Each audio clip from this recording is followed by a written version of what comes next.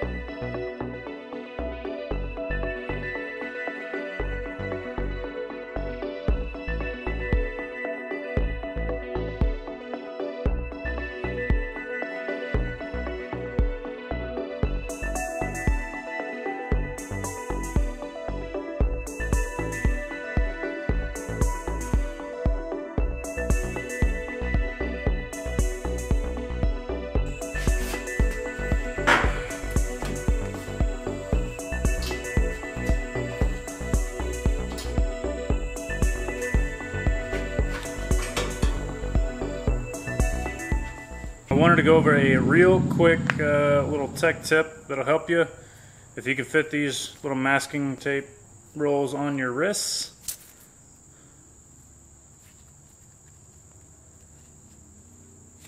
Just got some 3/4 inch tape and 1.5 inch tape, okay? One roll is opening one way, this is the sticky side. The other roll is opening the other way, this is the non-sticky side. So we get non-sticky and sticky. So what I do is I just take them, get them equal, pinch two sides together, and pull. And now you've got double-sided tape. Helps make your masking go a little bit quicker. You got the little, just how you pull it and how you work it. And then you just get it and you can tear it. And now you've got two-sided tape without having to buy another product. So it's all about keeping it cheap, guys. Keep it cheap. Let's get this thing masked up.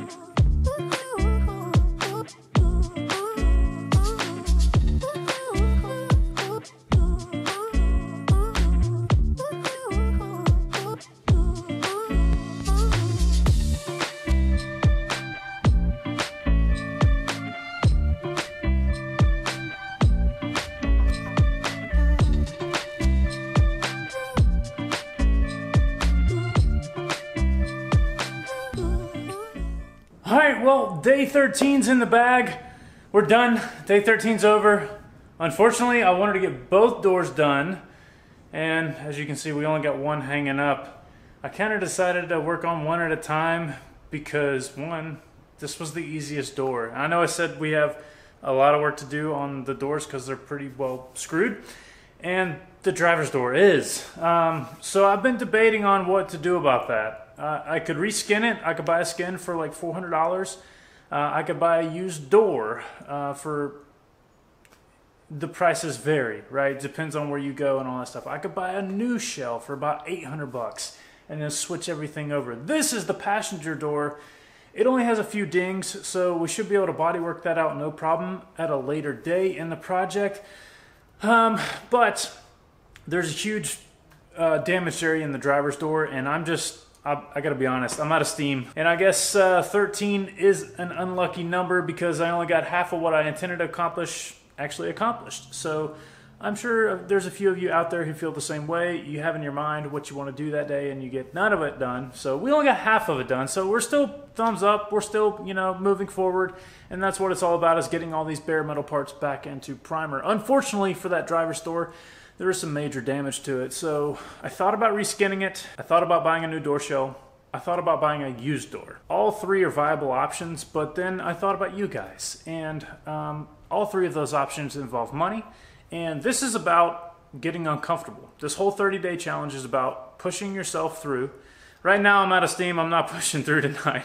I worked till about midnight last night, and it's already about 10 o'clock tonight. And it's storming outside, so I'm done. I'm calling it quits tonight. So we'll work on that driver's door tomorrow, but in the essence of that, I'm gonna try and fix that door. When it comes to something like that, you've already written off the part that you're trying to work on anyway. So if you've thought about buying a new part, either a new skin, which they do sell, and I really, really wanna buy one because this thing has damage all over it, but that involves money. It's about 450 bucks to get one shipped to me. The door shell is about 850 bucks shipped to me. And then I have to take all the stuff on the inside of this one and put over on the new door shell and still have to block everything out. So it's not like you can just paint it and call it a day. You still got a lot of work to do once you buy those new parts.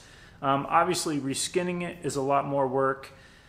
We could try to pull the dents out of it. It's got a major crease in the front part of the door. What happened was, in the accident, it shoved the fender back into the driver's door, and naturally the driver gets out of the vehicle in an accident and it bent the front part of that lip out.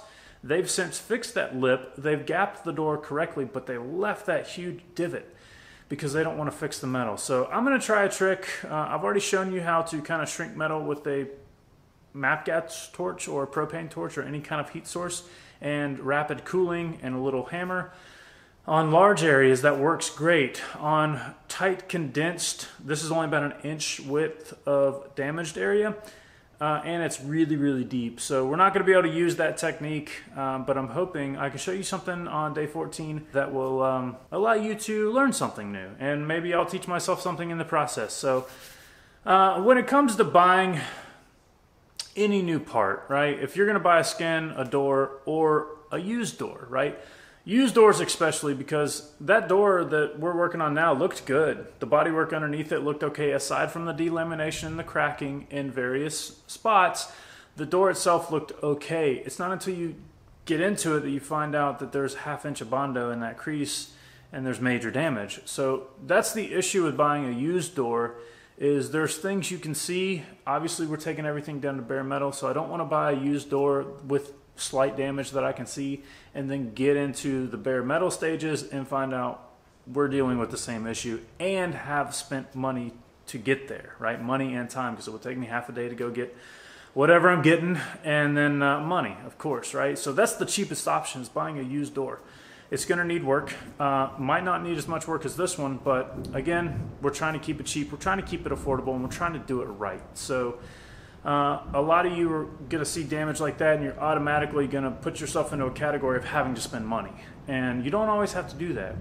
We're not going for a concourse restoration here.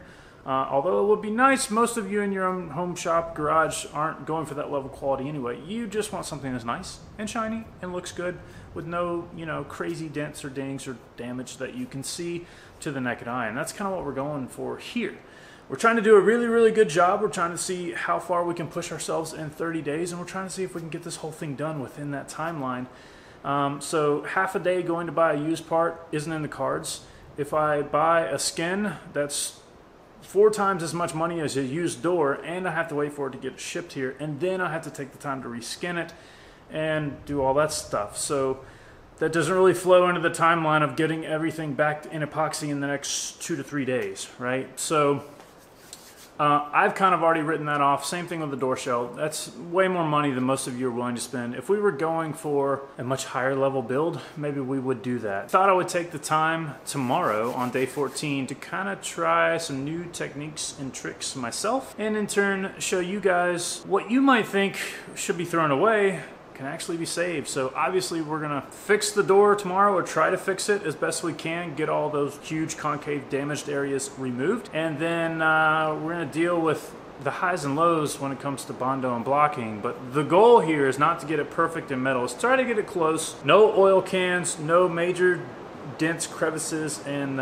dings or anything like that. We're trying to get it close, right? And then we're gonna perfect it in the Bondo stages or body filler stages, right? We're gonna massage those panels flat again, and then get it all perfect. So unfortunately the sky is falling, rain's coming, and I don't know how well this is gonna pick up. So day 13's done. I know that was a long-winded explanation here at the end of the video.